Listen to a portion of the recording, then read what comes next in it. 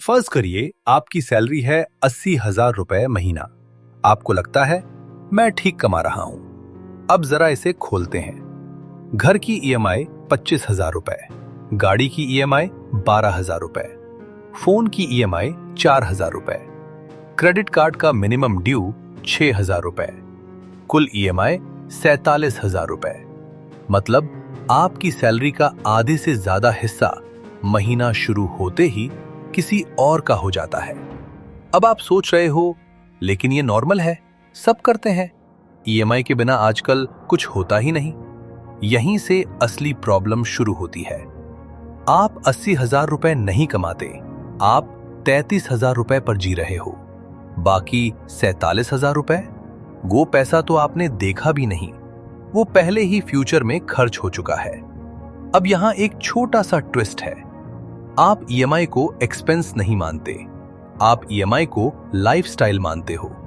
आप कहते हो घर तो चाहिए, गाड़ी तो चाहिए, आजकल फोन के बिना काम नहीं चलता। सब सही है, लेकिन सवाल ये नहीं है कि चीज चाहिए या नहीं। सवाल ये है, क्या जिस चीज के लिए आप ईएमआई दे रहे हो वो आपको आगे बढ़ा रही है या आपको बांध रही है। अब इमेजिन करो, सुबह उठते ही आप फोन देखते हो, सैलरी क्रेडिट हो चुकी है, लेकिन आपको खुशी नहीं होती क्योंकि आपको पता है अगले 2-3 दिन में ईएमआई कट जाएगी। आप टेक्निकली जॉब नहीं कर रहे, आप ईएमआई को सर्व कर रहे हो। आप बॉस से नहीं डरते, आप बैंक से डरते हो। आप जॉब चेंज नहीं कर पाते, रिस्क नहीं ले पाते, ब्रेक नहीं ले पाते, क्योंकि ईएमआई को छुट्टी नहीं चाहिए, ईएमआई को एक्सक्यूज नहीं चाहिए, ईएमआई हर महीने समय पर चाहिए। अब यहां बात डार्क हो जाती है। आप सोचते हो मैं मेहनत कर रहा हूं फ्यूचर के लिए, लेकिन सच ये है आप मेहनत कर रहे हो पास्ट डिसीजंस के लिए। हर ईएमआई आपके पुराने एक्साइटमेंट की कीमत है। वो दिन याद है जब आपने गाड़ी बुक की थी, शोरूम की स्मेल, न्यू कार का कवर, पहली ड्राइव। उस दिन आपको लगा था वर्थ इट। आज वही गाड़ी आपको ऑफिस खींच के ले जाती है। वो एक्साइटमेंट खत्म हो गया, ईएमआई बाकी है। यही ईएमआई का इल्यूजन है। ईएमआई चीजों को अफोर्डेबल नहीं बनाती, ईएमआई आपको इल्यूजन देती है कि आप अफोर्ड कर सकते हो। असल में आप अफोर्ड नहीं करते, आप कमिट करते हो। और कमिटमेंट सबसे डेंजरस तब होता है जब वो आपकी इनकम से तेज भागने लगे। अब एक कंपैरिजन सोचिए।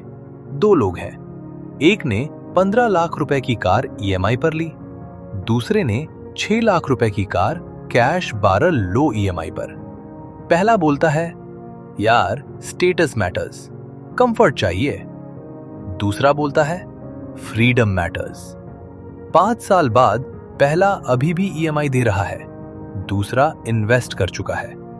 पहला बोलता है सैलरी बढ़ जाए तो सब ठीक हो जाएगा, दूसरा बोलता है एक्सपेंस कंट्रोल में है, मैं ठीक हूं। डिफरेंस सैलरी का नहीं है, डिफरेंस ईएमआई का है। अब सॉल्यूशन बोरिंग नहीं है, लेकिन अनकंफर्टेबल है। पहली चीज, आपको यह मानना पड़ेगा कि हर ईएमआई आपकी इनकम नहीं, आपकी फ्यूचर फ्लेक्सिबिलिटी खा रही है। दूसरी चीज, हर ईएमआई को पूछना पड़ेगा क्या ये ईएमआई मुझे पैसा बनाने में मदद कर रही है, या क्या ये ईएमआई सिर्फ दिखाने के लिए है।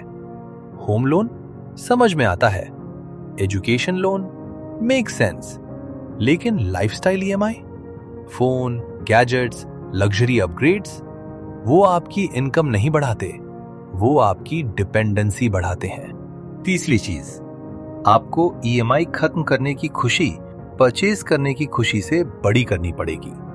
जिस दिन आप बोलोगे इस महीने एक ईएमआई खत्म हुई और आपको उससे ज्यादा खुशी मिले बजाय नई चीज खरीदी से, उसी दिन गेम बदलता है। रिच लोग ईएमआई अवॉइड नहीं करते, वो ईएमआई स्ट्रेटेजिकली लेते हैं। पुअर माइंडसेट ईएमआई से चीज खरीदता है, रिच माइंडसेट ईएमआई से टाइम खरीदता है। और आखिरी बात, सबसे सच, अगर आपकी ईएमआई इतनी है कि कि आप जॉब छोड़ने का सोच भी नहीं सकते, तो आप फाइनेंशियली फ्री नहीं हो। आप सैलरी नहीं कमा रहे, आप ईएमआई चुका रहे हो। और जब तक ईएमआई आपकी जिंदगी चलाती है, आप नहीं चलाते। ऐसी रियल लाइफ फाइनेंस स्टोरीज के लिए नो मिनट को सब्सक्राइब करो, क्योंकि यहाँ नॉलेज सिर्फ मिलती नहीं, ग्रो करती है।